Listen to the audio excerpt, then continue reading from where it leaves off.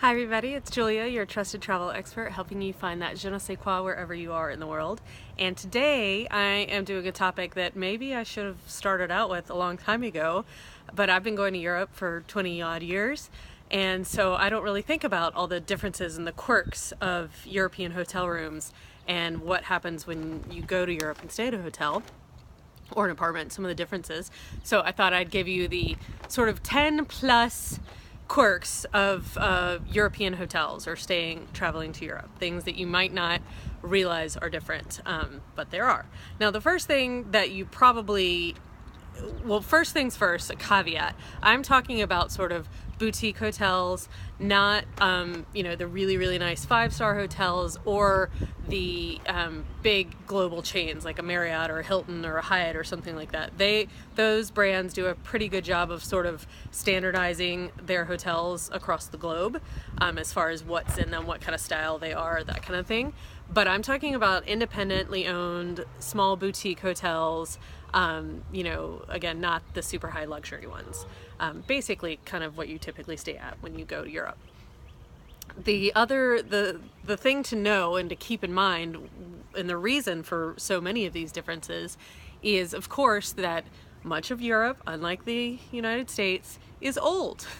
A lot of these buildings are 17th, 18th century buildings, or early 19th century buildings that have been retrofitted, that have been, refurbished time and time again, and, only in the last 10 or 15 years did they become a hotel, or 50 years, something like that. So they're not purpose-built hotels like your typical American, Holiday Inn or Marriott Courtyard or what have you. So that's the reason why there are all these different quirks, besides the fact that they just also do things differently there.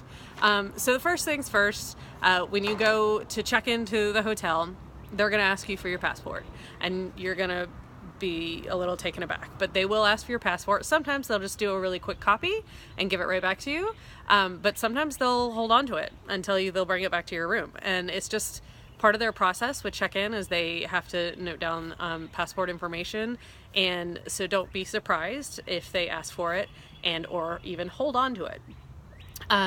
The second thing, once you've checked in, that you will notice is that the elevators are generally going to be itty tiny. Not always. Sometimes they've been able to find an area to put in a more modern large elevator, but generally the elevators are going to be like 2 people in a little bag each, or maybe 1 person in 2 bags.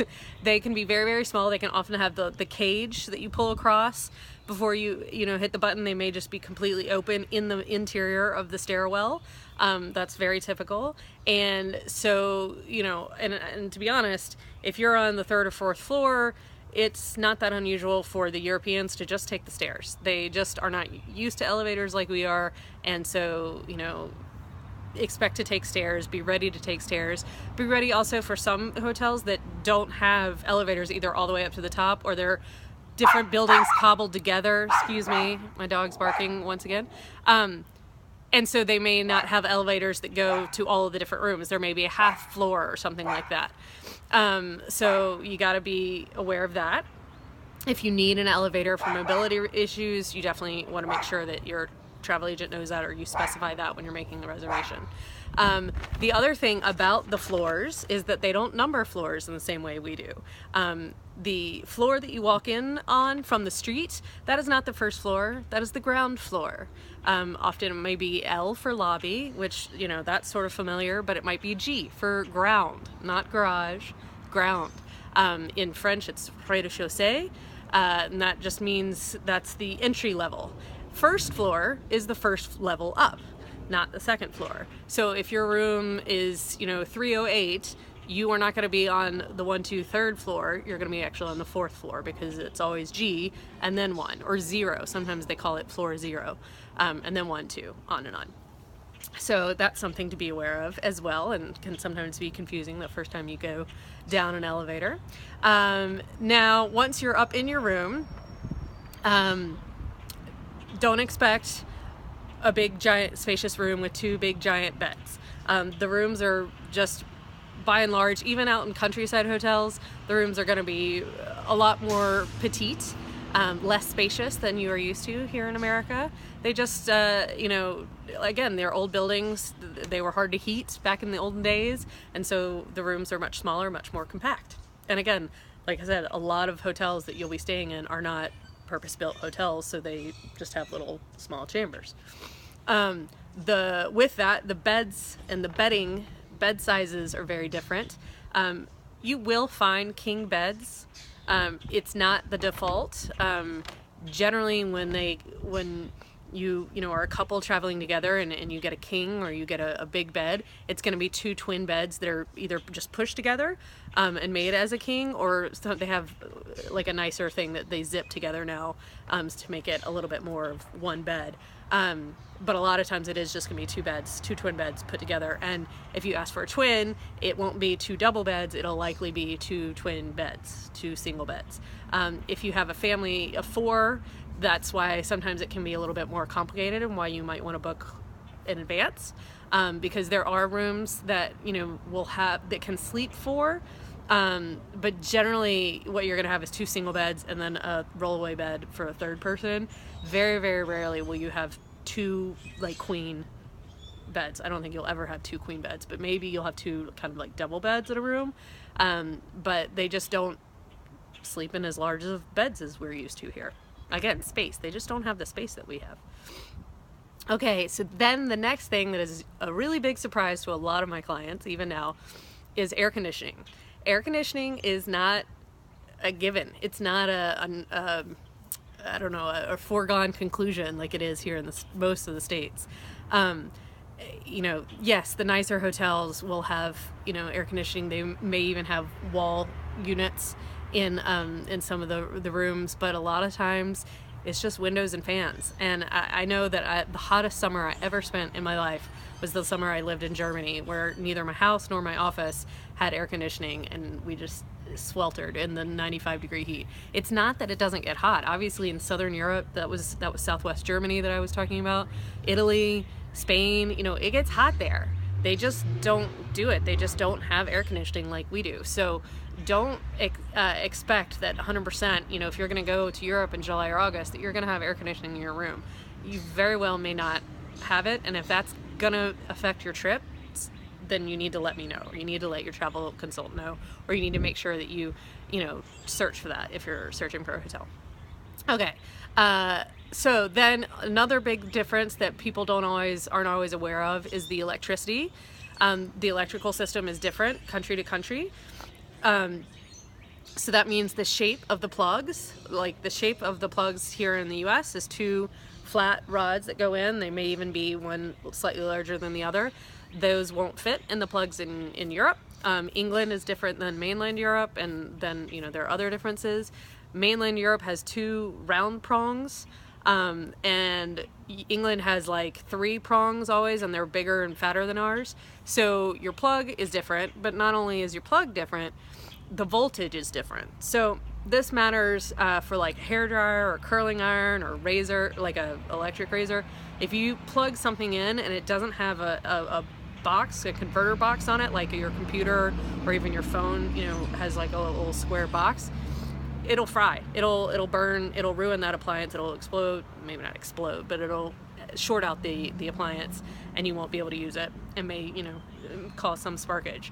So if you are traveling with things like hair dryers, curling irons, straightening irons, anything like that, you need to get an adapter, an adapter and a converter, which often will be the same thing. But that's something that people don't always remember and think about. But the electricity is going to be different there. And a lot of hotels, especially a nicer hotel, they kind of are used to this now. I know a lot of the Western chains are putting in American style plugs as well as the local style plugs in the rooms. And also the hotel will either be able to tell you where to get an adapter, or you can get adapters in the train stations or the airports, or they may even have some for you to borrow there in the hotel. Sometimes what's available in the room is not going to be the same as what you get in the US, like you know, a fully stocked mini bar, for example. You may not even have a fridge or mini fridge. You may not get like free bottles of water. although sometimes you do. You might not have a coffee machine in the room. They're just much more simple with what goes into the in-room amenities, and also sometimes the services. You know, you're not always going to have room service, you know, things like that in especially a smaller boutique hotel. So just be aware of that. The funniest differences really come into play with the bathrooms. Because yeah, it's basically the same. You got a toilet, you got some sort of bathtub, shower, sink, all that good jazz. That's all like the same, except you may have a bidet in your bathroom. That's still pretty common in Europe. Not everywhere, but you will often see bidets. The biggest thing that is funny and the strangest weird little quirk are the showers. In Europe, they very much almost always have handheld showers, so that, you know, you pull it off the wall, even if it's hanging up on the wall, like we take showers. They, I guess, pick them up and they, you know, handhold them. A lot of times you will just have, if there's a tub, it's very in style now to have just what they call an Italian shower or walk-in shower without a tub. That's like if you've had a recently refurbished hotel, it'll have like that. But a lot of times if it's an older bathroom, it'll still have a tub, but it'll just have the handheld shower even just on by the faucet at the bottom. And they don't do shower curtains. That's just not a thing that they do. What they kind of, their nod to Western showering tendencies or something is to have like a little quarter of a glass wall on like the shower end of the bathtub. And, you know, the joke is that really doesn't keep the water in at all. So just be aware that the bathrooms are a little funky and you might get water everywhere when you shower, but they do it all the time. So it's just a little small difference. Another small difference, that the US, you'll almost always get a washcloth with your other towels, your hand towels and your bath towels. But in Europe, they really don't do washcloths very much. So you generally will just get a bath towel and a hand towel. So if you are a big washcloth lover, you might want to pack one and bring one along with you.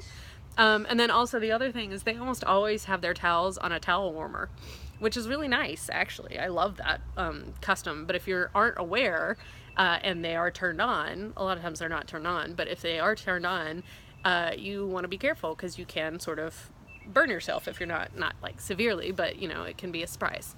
But it sure is nice to get on, put a nice warm cozy towel after your shower. So then the last big difference, the 10th big quirk about Europe or traveling in Europe or European hotels is the breakfast and what is available and where it is. This is not always, where it is totally dependent on whether you're talking about a city or a country or anything like that. But a lot of times in city hotels, it'll be sort of in the basement, which in French, it's the sous-sol, it's the ground, the levels just under the lobby. And, you know, a lot of times it'll have kind of cool stone walls and stuff like that, especially in France. And the breakfast is usually pretty limited. Coffee, tea, juices. A lot of times they'll have those like orange juice machines, which are really nice. But sometimes they'll just, you know, set out some orange juice and apple juice and stuff. And then pastries, maybe some bananas, a little bit of fruit, some pastries, bread, jam. That's basically what you get when you get breakfast included. You know, again, the big Western chains or hotels that are large and take a lot of groups, they'll have a bigger buffet, and you get a great buffet with omelets and waffles and, you know, everything you could possibly desire, especially if it's, I stayed in a couple hotels that also host Asian tour groups, and so you'll have like a whole Asian corner in those giant big buffets. But in a smaller boutique hotel, you are probably gonna just have, you know, basically bread, butter, jams, juice, and maybe fruit. And that's basically what your breakfast is going to be. So this has been a little bit long, but there are lots of little quirks about traveling to Europe, and just to make sure that you have a great time and aren't shocked or surprised by anything, I wanted to outline some of the differences. If you have any questions, let me know, and I'll talk to you next week. Bye!